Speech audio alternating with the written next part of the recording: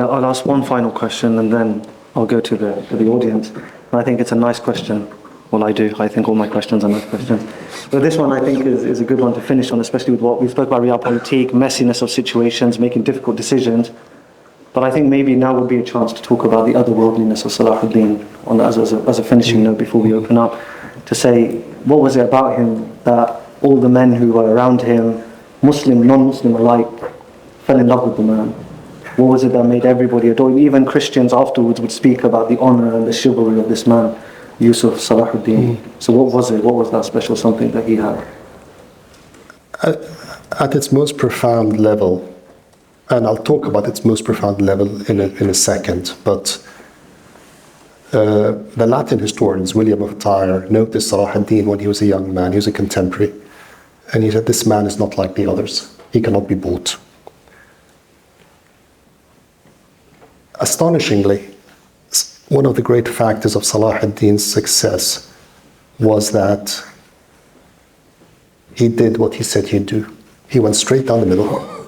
And it was an age where nothing went down the middle, where every permutation was so cynically manipulated. He gave his word, he maintained his word. His acts of chivalry with Richard are incredibly well known. When in one of the famous battles with Richard, Richard's horse was killed and the King of England fell on the ground. And of course the capture of Richard would have ended any conflict. Salahuddin, when he heard that, immediately sent 2 horses, because he said it's not befitting for a king to fight on foot. When Richard was ill, of course, the famous stories of sending him, sherbet and all that. He was a magnanimous man, he was a virtuous man. The greatest legacy that Salahuddin did was, of course, his actions after the fall of Jerusalem. The massacres of the First Crusade were forgotten, and he gave amnesty. But why? The most profound answer to your question is this. Everything that Salahuddin did was an emulation of the Prophet. That's all he did. He was a living embodiment of what he believed to the best of his abilities were the actions that were. And this in itself was extremely profound, because as the Christians met him, there's this remarkable story where one of the Christian women, Frank's woman, loses her baby in a conflict, in a skirmish. And she can't find her baby. He's a 2-year-old baby, and she's absolutely, panic-stricken. And she goes around the Frankish camp, the French, I call them. And you know what they say to her? They say to her, if you want to find this baby of yours, go and ask Salahuddin to help you. They knew he was an honored man, and he did. She went and they found. He was a remarkable man, but he was a remarkable man because of the example of the Prophet. Now, when the Christians came across this, they could not admit that. Because if they were to admit that, then the implications of that are profound. So they had to respect, they could not deny his chivalry, but they could not accept the logical outcome of that chivalry. And of course, this is personified in when Dante's Divine Comedy writes about Salahuddin. He places him in a circle which is higher than the Prophet, because he saw Salahuddin as a greater. But he places him in a place which, of course, Salahuddin is not going to go to heaven because he's not a Christian. So he places him with the ancients of, like Achilles and the Greek heroes, because somehow they could not deny his chivalry. He was so chivalrous, he was so valiant that they could not deny it. But they could not accept that this chivalry originated from his Islamic belief. I'm sure Dr. Salah has a few comments on that. I fully agree with what Dr. Azzam has said. I think that every single human being has certain decisive moments in his life in which he's asked to make specific decisions which will define his future. And I think all such meaningful, decisive events in the life of Salahuddin, he made the right decision. When it came to the nasiha that he got from Al-Qadi al-Fadil to focus on Jerusalem, he took it. When it came to his entry into Jerusalem and what he could have done with the people over there, he took the right decision.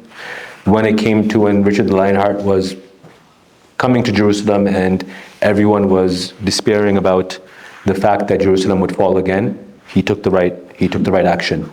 All of his realpolitik, all of the other decisions that people might have problem with are all overshadowed by these particular moments where the religious sentiment with which he was nurtured by all the people around him eventually came to the fore and ended up making a decision that Muslims could be proud of and that could leave an enduring legacy for him.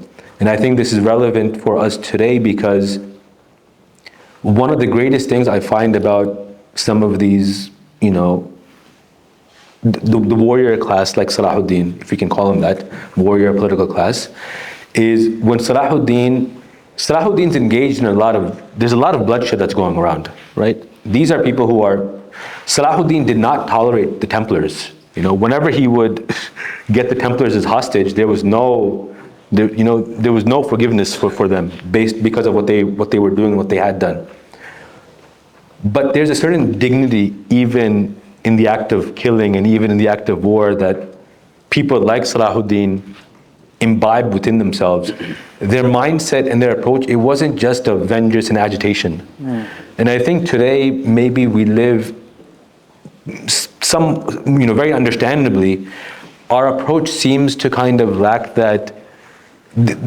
Whenever I think about it, I think there's some element of ihsan that's lacking in the way our agitation sometimes expresses itself.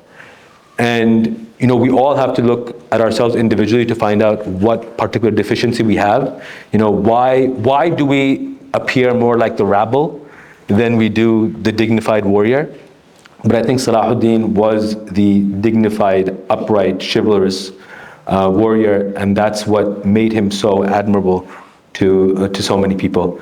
And his legacy with Jerusalem, just the contrast between the way the Crusaders came in and then the way Jerusalem was reoccupied, was such a stark contrast in the minds of people that you couldn't do anything.